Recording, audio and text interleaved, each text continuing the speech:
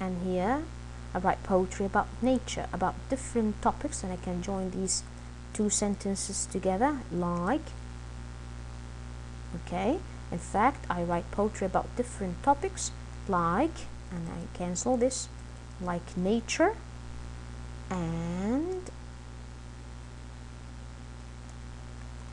war. So this is the final version of this sentence. I added a transitional signal, a comma, I write poetry about different topics like nature and war. And I have to conclude this paragraph maybe with a sentence, but I don't need that because I have to have the conclusion later on. So this would be my conclusion, and of course in the specific or detailed outline you've written earlier, you have to include your conclusion there, so later on you will have only to copy it. See, in my outline I've concluded in the conclusion: in short, reading English and Arabic novels and writing poetry about various topics are two hobbies which I resort to whenever I feel pressured by work. In this way you have just only to copy it and paste it into the space allotted for that. Revise it quickly, revise the whole essay, edit the things you feel unrelated, edit the things you feel that need to be edited, like the title for instance. Can we just think of something else? My favorite hobbies. I can write, for instance, what? Help me with that. My favorite hobbies. I can write something like pastimes, and of course pastimes. I can, and this has to be capitalized. Pastime. I can write something like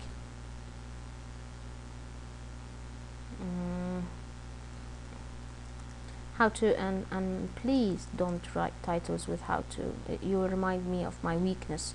So my favorite hobbies, pastimes,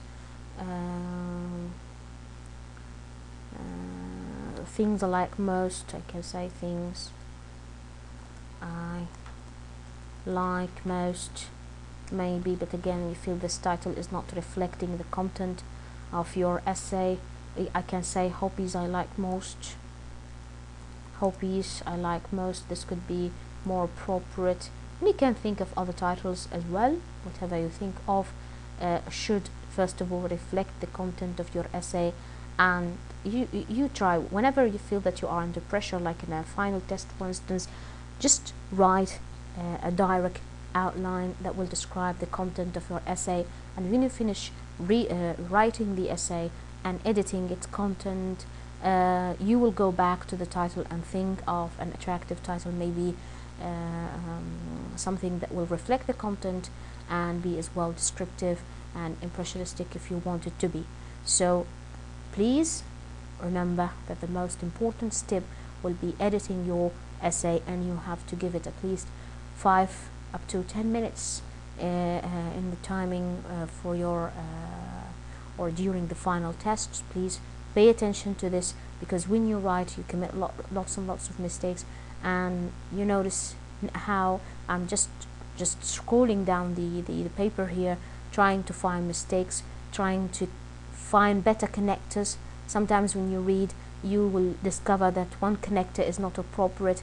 I'm thinking especially of this one. Actually I read English and Arabic novels which deal with themes of war. I'll use something else most of the time because it is the most appropriate here. Most of the time I read English and Arabic novels which deal with themes of war, life and death. This would be better than the previous one, and it will sound even better when you go on and read. At that time I read my poetry in school celebrations and sometimes in family gatherings. Okay, in fact I write poetry about different topics. In fact, again, you feel that it's lame here. I can say, for instance, currently, recently, I can say, for instance, or can use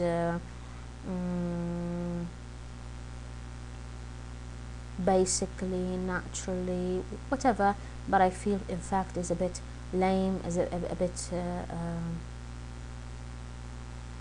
or it needs really a modification. See, it's an addiction.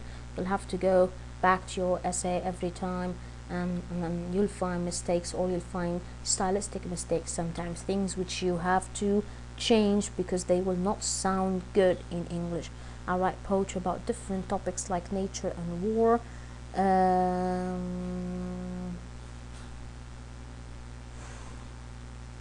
I can say all the time, and it wouldn't be a connector this way. All the time I write poetry about different topics like nature and war, and I want to add something, I make it a compound sentence, and I receive the comments of family members about them. Okay, all the time I write poetry about different topics like nature and war, and I have to cross the I here. This is editing.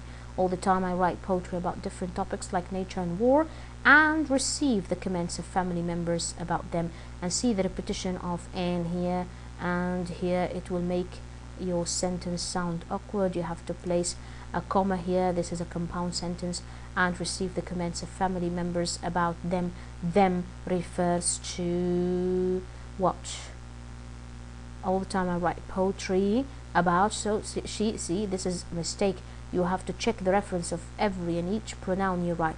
Them should necessarily refer to poetry, and poetry is a singular noun here.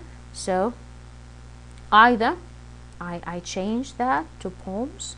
All the time I write poems all the time, and there should be a comma.